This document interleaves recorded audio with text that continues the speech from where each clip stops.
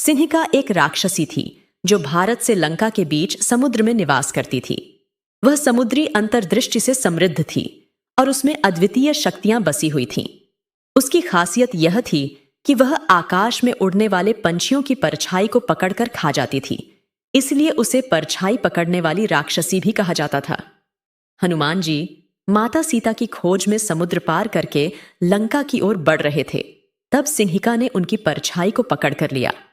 सिंहिका के पास एक ऐसी शक्ति थी जिससे वह समुद्र के ऊपर आकाश में उड़ने वाले पंछियों की परछाई को पकड़ लेती थी, जिसके कारण वे उस राक्षसी के जाल में फंस जाते थे।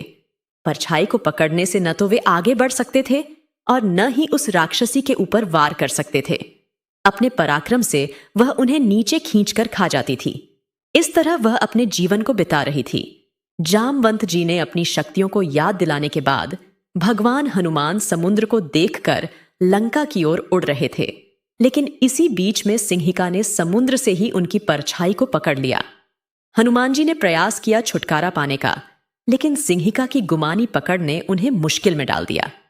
सिंहिका राक्षसी ने हनुमान जी को पक्षियों की भांति अपना भोजन माना और उन्हें नीचे खींच लिया। हनुमान जी ने उसके मुंह में जाने की कोशिश की, परंतु उसे छुड़ा नहीं पाए। तब हनुमान जी ने अपनी अद्भुत शक्ति का प्रदर्शन करते हुए उसके मुख में गदा से प्रहार किया।